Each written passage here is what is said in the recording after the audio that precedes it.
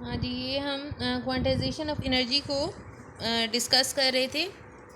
तो basically planks ने कुछ एजम्पशंस दी थी और उसकी बेसिस पे उसने अपना जो ये लॉ ड्राइव किया था, या जो इक्वेशन दी थी जिसने ब्लैक बॉडी रेडिएशन स्पेक्ट्रम को डिफ़ाइन किया था, तो उसने कुछ एजम्पशंस करके अपने रिजल्ट्स दिए थे। वो एजम्पशंस ये थी कि उसने सबसे पहले तो कैविटी रेडिएशंस और वो कैविटी जिन एटम से मिलकर बनी है उसको कनेक्ट किया था, उसको आपस में रिलेट किया था। Planck's derived radiation law by making a connection between radiation in cavity volume and atoms that make up the cavity walls. और फिर उसने एज्यूम ये किया था कि ये जो एटम जिनसे ये कैविटी मिलकर बनी है वो एटम्स टाइनी ऑसिलेटर्स हैं। ऑसिलेटर्स क्या होते हैं? जो टू एंड फ्रो मूव करते रहते हैं। तो ये टाइनी ऑसिलेटर्स हैं। उसने इन एटम्स को जिनसे कैविटी मिलकर बनी है उसको एज्यूम किया था कि ये टाइनी ऑसिलेटर्स हैं जो कि इमिट और एब्जॉर्ब कर रहे होते हैं एनर्जी फ्रॉम कैविटी।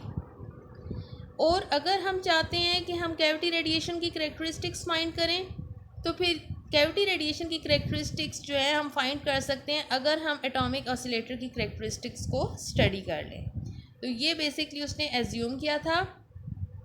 अच्छा, क्लासिकली जो मैंने पहले बात की थी कि क्लासिकल फिज़िक्स की बेस पे इससे पहले जो है वो सारे साइंटिस्ट अपने डेरिवेशंस दे रहे थे और क्लासिकल फिज़िक्स को ही फॉलो कर रहे थे।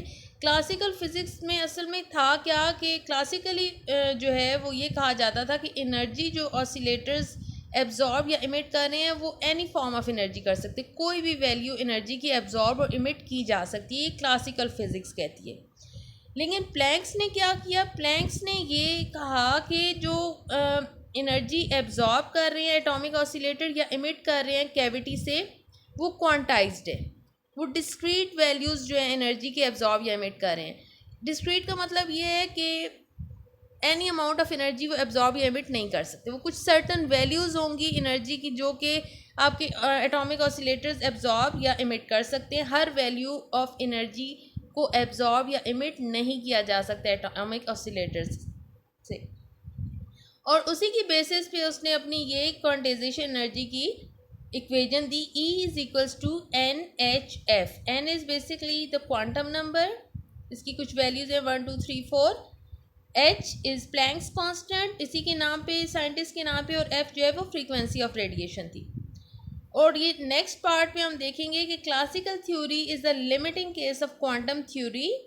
कोरस्पॉन्डेंस प्रिंसिपल हम डिस्कस करेंगे जिसकी बेसिस पे दोनों थ्योरीज़ को रिलेट किया गया और किस तरह से किया गया। स्टेटमेंट ये है कि क्वांटम थ्योरी आपकी क्लासिकल थ्योरी के साथ एग्री करती है जब आपकी इन the limit of large quantum number, जब आपकी क्वांटम नंबर यानी ये जो n है ये बहुत लार्ज वैल्यूज़ इसकी हो जाती हैं, इन्फिनिटी के करीब करीब, या बहुत लार्ज वैल्यूज़ आप कह सकते हैं।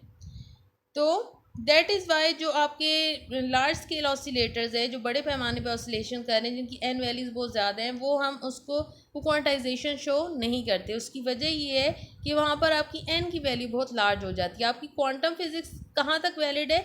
जहाँ पे आपकी एन की वैल्यूज़ बहुत स्मॉल हैं। लार्जर वैल्यूज़ पे आपकी क्वांटम रिजल्ट्स क्लासिकल फिज़िक्स में चेंज हो जाते हैं या उसके साथ एग्रीमेंट में आ जाते हैं। तो इन सारी चीज़ों को हम वन बाय वन अब फर्दर देखते हैं। ये मैक्स प्लैंक हैं जिन्होंने बेसिकली इंट्रोड्यूस किया था कंसेप्ट क्वांटम थ्योरी का 1918 में। इनको इसी डिस्कवरी पे यानी क्वांटाइज नेचर ऑफ एनर्जी, जो आपकी जो एनर्जी है उसकी क्वांटाइजेशन को जो उन्होंने डिफ़ाइन किया था या डिस्कवर किया था या अपनी प्रेजेंटेशन दी थी, उसकी बेसिस पे उनको नोबेल प्राइज़ जो है वो दिया गया।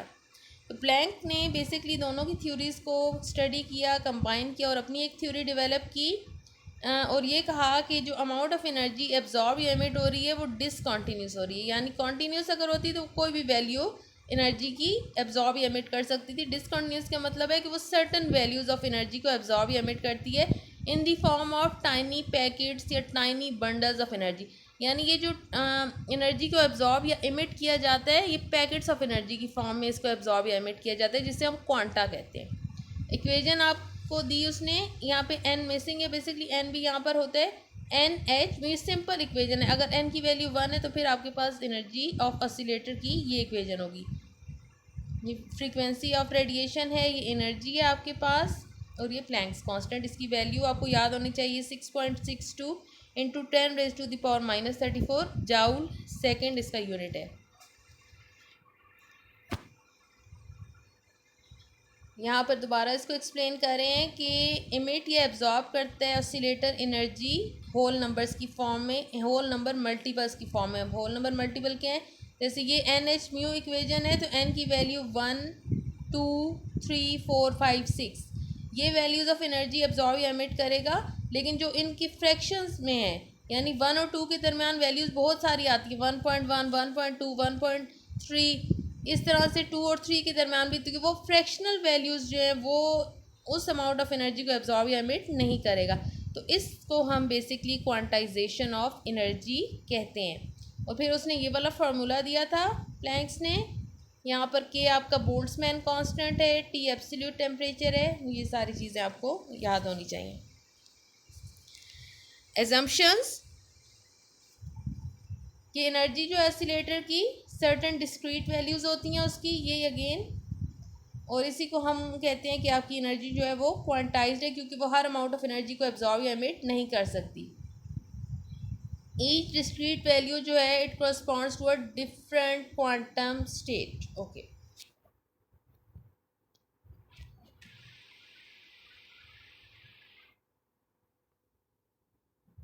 अब आ जाते हैं कोरेस्पॉन्डेंस प्रिंसिपल की तरफ। नील बोहर के ने बेसिकली कोरेस्पॉन्डेंस प्रिंसिपल दिया था, इसे हम बोहर कोरेस्पॉन्डेंस प्रिंसिपल भी कहते हैं। और ये कहते हैं कि कोई भी नई थ्योरी या कोई भी नई डिस्क्रिप्शन जो हम नेचर के बारे में देते हैं उसको आपकी ओल्ड थ्योरी के साथ मैच करना चाहिए, क्योंकि ओल्ड थ्योरी भी आपकी जो है वो करेक्ट रिजल्ट्स दे रही होती है।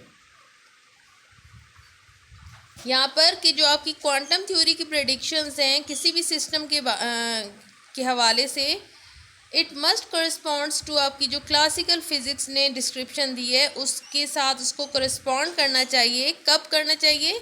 जब आपकी क्वांटम नंबर्स जो हैं वो बहुत लार्ज अमाउंट में हो जाएं।